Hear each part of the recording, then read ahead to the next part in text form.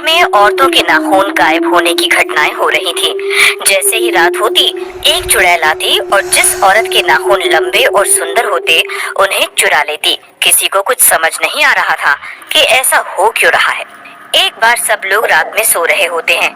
चुड़ैल राखी के घर घुस जाती है और उसके नाखूनों को चुरा लेती है। अगली सुबह जब राखी उठती है तो उसके नाखून गायब होते हैं और उनकी जगह खून निकल रहा होता है। अरे नहीं, मेरे नाखून कहाँ गए? और ये खून, कितना दर्द हो रहा है। अरे राखी, क्या हुआ? और ये तुम्हारे नाखूनों से खून कैसे निकल रहा है? देखो ना, पता नहीं ये क्या हो गया है। मेरे कितने सुंदर नाखून थे, मैंने कल ही पार्लर से इन्हें सुंदर सजवाया था और ये क्या हुआ मुझे नहीं पता। मैं तो आराम से सो गई थी, तब तो ये ठीक थे। राम को कुछ भी समझ नहीं आता कि राखी के साथ क्या हुआ। राम अपने दोस्त रोहन के घर जाता, उससे इस बारे में बात करता है। उसकी बीवी चमेली बहुत ही सुंदर होती है और उसे सजने संवरने का बहुत शौक होता है। अरे भैया, आप आओ आओ, भाभी को भी ले आते, अकेले अकेले ही आ गए। नहीं, उसकी तबीयत कुछ ठीक नहीं है। क्यों भाई, क्या हुआ भाभी को? राम उसे सारी बात बताता है। हाँ यार, कल भी एक दोस्त मिला, वो भी यही बता रहा था। पता नहीं आखिर क्या हो रहा है। चमेली, तुम भी ध्यान से रहना। अजी, क्या कह रहे हो? मुझे तो अपने बालों, नाखूनों और अपने शरीर की हर एक चीज से बहुत प्यार है। डरो नहीं आप, मुझे कुछ नहीं होगा। फिर रात हो जाती है और डरावनी डरावनी आवाजें आने लगती हैं और एक चुड़ैल उड़ती हुई आती है और सोचने लगती है कि अब किसे अपना शिकार बनाया जाए। तभी उसकी नजर एक औरत पर पड़ती है। वो अपने पति के साथ छत पे सो रही थी। चुड़ैल उसके पास जाकर खड़ी हो जाती है और उसे देखने लगती है। अरे, इसके नाखून तो बिल्कुल छोटे हैं। लगता है सारा घर का काम करने के साथ साथ और भी लोगों के घर का काम भी यही करती होगी। कहीं और जाती हूँ। चुड़ैल पूरी रात यहाँ वहाँ घूमती है, लेकिन उसे उस दिन कोई शिकार नहीं मिलता। फिर वो सोचने लगती है, लगता है नाखून की चोरी की घटनाएं ज्यादा होने के कारण लोग चौकन्ने हो गए हैं और मुझे अब पता भी नहीं चल रहा कि किसके नाखून लंबे और सुंदर हैं। चुड़ैल उस रात मायूस होकर वहाँ से जा रही होती है कि तभी उसे एक ब्यूटी पार्लर दिखता है। अरे वाह, मिल गया आइडिया। अब मैं इस ब्यूटी पार्लर पे ही ध्यान रखूंगी और जो औरत यहाँ से अपने नाखूनों को सही करा के निकलेगी उसी को अपना शिकार बना लूंगी। फिर अगले दिन चुड़ैल ऐसा ही करती है। रीमा ब्यूटी पार्लर से सज संवर कर निकलती है। वो औरत और उसके नाखून बहुत ही सुंदर लग रहे होते हैं। चुड़ैल उसे देख लेती है और फिर आधी रात होते ही उसके घर पहुंच जाती है और उसके नाखून चुरा लेती है। रीमा के हाथों से खून निकलने लगता है और दर्द से उसकी नींद खुल जाती है। ये चुड़ैल अंदर कैसे आ गई? अरे अरे, मर गई रे। इस नास बेटी ने तो मेरे नाखून ही ले लिए। आज ही मैंने इन्हें इतना सुंदर सजवाया था। तभी चुड़ैल चली जाती है। अरे रुक जा नास मिट्टी, कहाँ जा रही है? मेरे नाखून लेकर उड़ी जा रही है। अरे रुक जा, मैं तुझे नहीं छोड़ूंगी। वो चुड़ैल का पीछा करती है, लेकिन चुड़ैल कहीं गायब हो जाती है। तभी उसका पति राहुल भी वहाँ आ जाता है। अरे क्या हुआ रीमा, तुम यहाँ चिल्लाते हुए क्यों आ गई? अजी देखिए ना, चुड़ैल मेरे सारे नाखून ले गई। अब मैं क्या करूँ? तुम ठीक तो हो ना? चुड़ैल ने तुम्हें और कोई नुकसान तो नहीं पहुँचाया? चलो कोई बात नहीं, अभी तुम चुप हो जाओ और अब चलो यहाँ से। वो चुड़ैल फिर से ना आ जाए, यहाँ हमारी जान को खतरा है। अगले दिन ये बात पूरी सोसाइटी में फैल जाती है कि रीमा के नाखून चुड़ैल ले गई। रोहन और बाकी के आदमियों को अपनी अपनी बीवियों की चिंता होती है और वो अपने घर जाकर अपनी पत्नियों को ध्यान से रहने को बोलते हैं। अरे आप डरो मत, मुझे कुछ नहीं होगा, मैं अपना पूरा ध्यान रखती हूँ। फिर रोहन वहाँ से चला जाता है और राहुल से जा मिलता है। अरे राहुल भाई, भाभी के बारे में पता चला, बहुत बुरा लगा, लेकिन ये सब कर कौन रहा है वो नहीं समझ आ रहा। हाँ यार, क्या करूं, जब से रीमा के नाखून गए हैं उसने तो रो रो कर पूरा घर सर पे उठा रखा है। तुम भी भाभी का और अपनी बहन पिंकी का ध्यान रखना। वैसे भी भाभी को सजने संवरने का बहुत शौक है। हाँ, मैं भी अभी उसे यही बोल कर आया हूँ कि ज्यादा सजो संवरो मत, पर क्या करें, ये औरतें किसी की कहीं सुनती हैं। में रोहन सो रहा होता है, तभी उसे चिल्लाने की आवाज आती है। रोहन बहुत डर जाता है। उसकी बहन पिंकी भी बाहर आ जाती है। रोहन को चमेली कहीं नहीं दिखती। पता नहीं भैया, भाभी तो आपके साथ सो रही थी ना, मुझे कुछ नहीं पता, मैंने कुछ नहीं किया। क्या हुआ, तुम इतना क्यों घबरा रही हो, जैसे ये सब तुम ही कर रही हो, नाखून चोर तुम ही हो। अरे कहीं चुड़ैल ने इस बार चमेली को ही अपना शिकार तो नहीं बना लिया। चलो चलो बाहर चलकर देखते हैं, आओ जल्दी। बाहर एक औरत बहुत रो रही होती है। अरे नहीं, मैं तो लुट गई, बर्बाद हो गई, चुड़ैल मेरे नाखून ले गई, हाय रे। अरे भाई क्या हुआ, सब ठीक तो है ना? नहीं रोहन, कुछ भी ठीक नहीं। आज इन भाभी के वो चुड़ैल नाखून ले गई, बहुत बुरा हुआ इनके साथ भी। अरे नहीं नहीं, मुझे चमेली को ढूंढना होगा, पता नहीं वो कहाँ है, मिल ही नहीं रही, कहीं चुड़ैल उसे पूरा ही तो उठा के नहीं ले गई। फिर वो यहाँ वहाँ चमेली को ढूंढने लगता है। जब वो घर आता है तो चमेली अपनी नाखूनों पे नेल पॉलिश लगा रही होती है। उसके नाखून और भी लंबे लग रहे होते हैं। चमेली कुछ नहीं बोलती और मुस्कुराते हुए अपने नाखूनों पे नेल पॉलिश लगाती रहती है। फिर अगली सुबह सोसाइटी में सब्जी लेने वाली आती है। सभी औरतें सब्जी लेने जमा हो जाती हैं। चमेली भी आती है। रीमा और राखी के नाखून जा चुके होते हैं। वो बहुत दुखी होती हैं, पर सब जब चमेली के नाखूनों को देखते हैं तो हैरान रह जाते हैं। अरे चमेली भाभी, आपके नाखून तो बहुत ही ज्यादा लंबे हो गए हैं। हाँ सही कहा, मैंने तो आज तक इतने लंबे नाखून किसी के नहीं देखे। नकली है क्या भाभी? नहीं नहीं, ये असली है, एकदम असली। मैं इनका बहुत ध्यान जो रखती हूँ। तभी चमेली की ननद पिंकी भी वहाँ आ जाती है। हाँ हाँ, भाभी के नाखून एकदम असली है। मैं ही तो भाभी के साथ घर का सारा काम करवाती हूँ ताकि ये टूट न जाए, तभी तो ये इतने लंबे हैं। फिर सारी औरतें अपने अपने पतियों को चमेली के नाखून के बारे में बताती हैं। पूरी सोसाइटी में चमेली की ही बातें हो रही होती हैं। रोहन सब की बातें सुन लेता है। उसे बहुत बुरा लगता है कि उसकी बीवी के बारे में सब बुरा भला कह रहे हैं। फिर वो अपनी बहन पिंकी से इस बारे में बात करता है, लेकिन वो कुछ नहीं बोलती। फिर रोहन राहुल के पास जाता है। राहुल भाई, मुझे बहुत डर लग रहा है, सब लोग चमेली को ही चुड़ैल बोल रहे हैं, मैं क्या करूं, कैसे पता करूं कि आखिर बात क्या है? भाई तू भाभी पे नजर रख, रात में सोना मत आज। फिर देख। फिर दोनों मिलकर रात में चमेली पर नजर रखते हैं।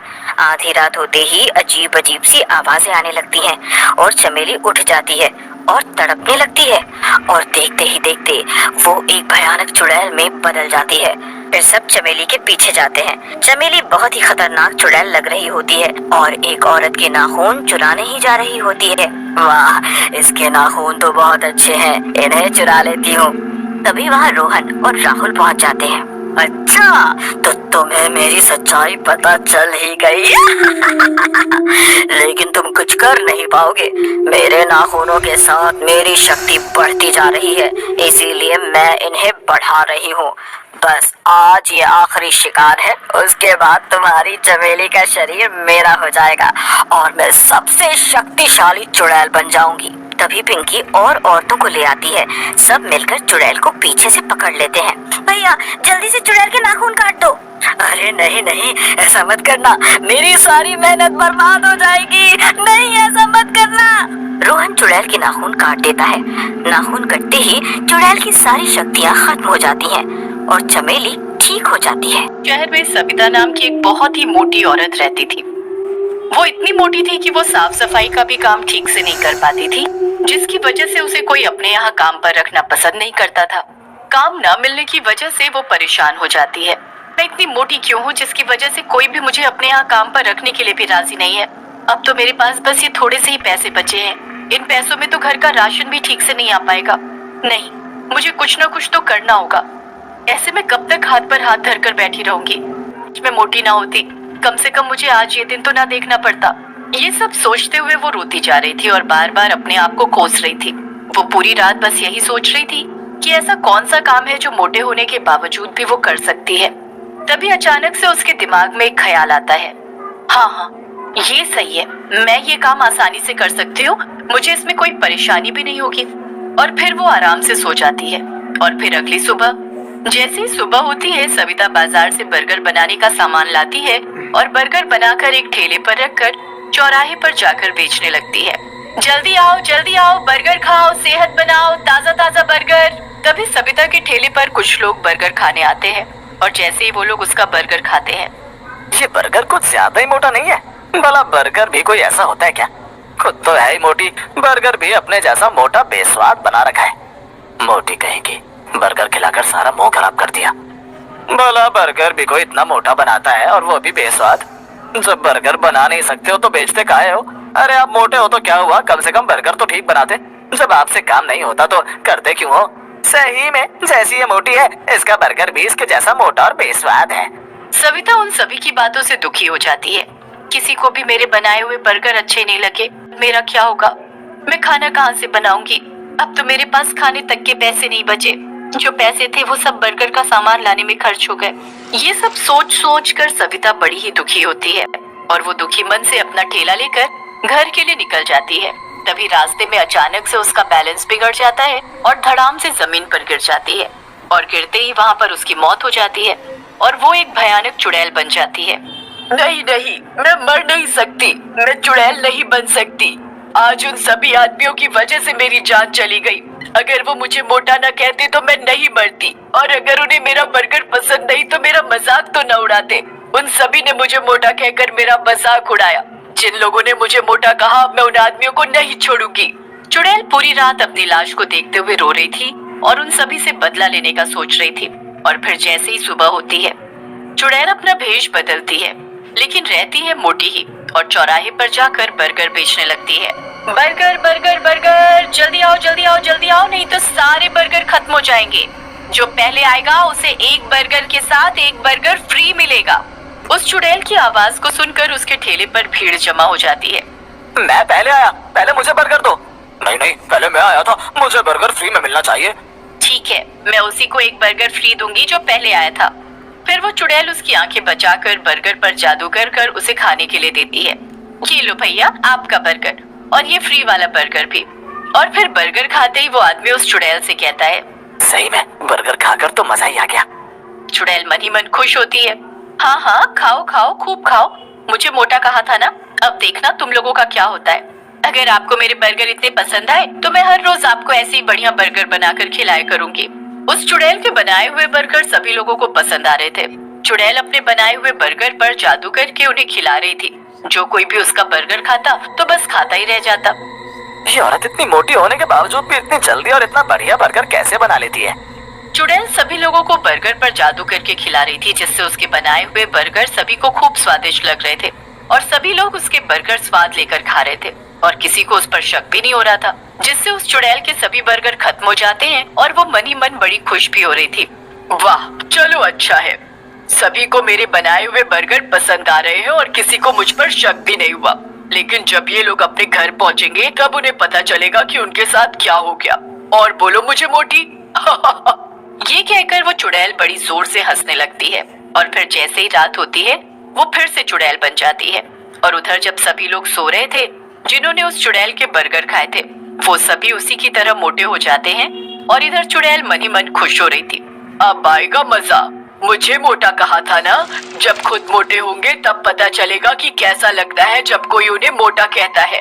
और फिर जैसे ही सुबह होती है उन सभी की पत्नियां जब उन्हें उठाने के लिए आती हैं तो अपने पतियों को मोटा देखकर उनकी चीख निकल जाती है और चीख की आवाज सुनकर वो सभी जाग जाते हैं और वो सभी अपनी पत्नियों से कहते हैं, अरे क्या हुआ, इतनी जोर जोर से सुबह सुबह क्यों चिल्ला रही हो? अच्छा, मैं चिल्ला रही हूँ? जब तुम भी अपने आप को देखोगे तो आप भी ऐसे ही चिल्लाओगे। फिर उस औरत का पति जैसे ही अपने आप को देखता है तो उसकी भी चीख निकल जाती है। मैं रात को तो अच्छे से सोया था, फिर अचानक से रात ही रात में मोटा कैसे हो गया? उधर बाकी के लोग भी जब अपने आप को देखते हैं तो वो भी अपने आप को मोटा पाकर घबरा जाते हैं। किसी को भी कुछ समझ नहीं आ रहा था आखिर उनके साथ ये सब कैसे हुआ, वो मोटे कैसे हो गए। और फिर अगली सुबह वो चुड़ैल फिर से औरत का रूप ले लेती है और भयानक हंसी हंसने लगती है। अब चला जाए बर्गर बेचने। बर्गर बेचूंगी तभी तो सभी लोग मेरा बर्गर खाएंगे और मोटे हो जाएंगे मेरी तरह। फिर वो और ज्यादा जोर से हंसने लगती है और बर्गर बेचने के लिए निकल जाती है और चौराहे पर जाकर अपना ठेला खड़ा करके बर्गर बेचने लगती है। जल्दी आओ, बर्गर खाओ, सेहत बनाओ, जो पहले आएगा उसे एक बर्गर के साथ एक फ्री मिलेगा। उस चुड़ैल के ठेले पर देखते ही देखते कुछ ही देर में भीड़ जमा हो जाती है और सभी लोग उस चुड़ैल से बर्गर खाने के लिए मांगते हैं। मैं पहले आया हूँ, मुझे बर्गर फ्री मिलेगा। नहीं नहीं, मैं पहले आया हूँ, पहले मुझे बर्गर फ्री मिलेगा। चुड़ैल उन सभी आदमियों की बातें सुनकर मन ही मन खुश हो रही थी। अब इन्हें क्या पता कि मेरे बर्गर खाते ही रात में इनके साथ क्या होगा। खूब खाओ मेरा बर्गर, तभी तो मोटे और मोटे होते जाओगे। तभी सभी आदमी चुड़ैल से बर्गर खाने के लिए मांग रहे थे और चुड़ैल सभी को बर्गर पर जादू करके उन्हें खिला रही थी और सभी लोग उसका बनाया हुआ बर्गर स्वाद ले लेकर खा रहे थे। और फिर जैसे ही रात होती है वो सभी आदमी मोटे हो जाते हैं जिन्होंने उस चुड़ैल के बर्गर खाए थे। उधर चुड़ैल उन्हें मोटा होता देख बड़ी खुश हो रही थी। सब के सब मोटे होंगे मेरी तरह, मुझे मोटा कहा था ना, अब पता चलेगा सबको कि मोटा होना क्या होता है। और फिर जैसे ही सुबह होती है वो सभी आदमी जब अपने आप को मोटा पाते हैं तो बुरी तरह घबरा जाते हैं और फिर वो सभी एक जगह इकट्ठे होकर आपस में बातें करने लगते हैं। पता नहीं भैया, मैं रात तो अच्छे से सोया था, पता नहीं सुबह तक मोटा कैसे हो गया। सही में मैं भी जब रात को सोया था तो बिल्कुल ठीक था और जब सुबह उठा तो पता नहीं मोटा कैसे हो गया। मेरी घरवाली तो मेरे साथ जाने से भी मना करती है क्योंकि मैं मोटा जो हो गया हूँ, उसे मेरे साथ जाने में भी शर्म आती है। ये बात तो तुमने सही कही भैया, मेरी घरवाली तो मुझसे बात तक नहीं करती, कहती है पहले पतले हो जाओ तभी मैं तुमसे बात करूंगी। अरे तुम सबका तो फिर भी ठीक है, मेरी वाली ने तो मुझे खाना पीना तक देना बंद कर दिया है और खाने में वो मुझे घास फूस खिला रही है, कहती है ऐसे खाकर तुम पतले हो जाओगे। कुछ ना कुछ तो जरूर गड़बड़ है, हमें पता तो लगाना पड़ेगा। चलो हम अभी के अभी पुजारी जी के पास चलते हैं, वही हमें कुछ बता सकते हैं। फिर वो सभी आदमी मिलकर पुजारी जी के पास जाते हैं और उन्हें सारी बात बताते हैं। अच्छा तो ये बात है, तुम लोग जिस औरत से बर्गर खरीद कर खाते हो वो कोई औरत नहीं, एक चुड़ैल है। चुड़ैल? हाँ चुड़ैल, और वो तुम सभी से अपना बदला ले रही है। पुजारी जी अब आप ही हमारी मदद कर सकते हैं और उस चुड़ैल से बचा सकते हैं। ठीक है, ये लो बबूत और इसे ले जाकर बर्गर में मिलाकर उसे खिला देना। पर हम उसे खिलाएंगे कैसे? ये मेरा काम नहीं है, मैंने अपना काम कर दिया है, अब तुम लोग अपना काम करो। फिर वो सभी आदमी उस चुड़ैल के पास जाते हैं और उससे बर्गर खाने के लिए मांगते हैं और जैसे ही चुड़ैल उन्हें बर्गर खाने के लिए देती है वो आदमी जल्दी से उसके ऊपर भभूत छिड़क देता है जिससे उसका शरीर जलने लगता है और वो अपने असली चुड़ैल रूप में आ जाती है। धोखा, तुमने मेरे साथ धोखा किया, मैं अब तुम लोगों को नहीं छोड़ूंगी। और फिर जैसे ही चुड़ैल उन सभी आदमियों की तरफ उन्हें मारने के लिए बढ़ती है तो उसका पूरा शरीर जलकर राख हो जाता है और उसके मरते ही वो सभी आदमी पहले जैसे हो जाते हैं।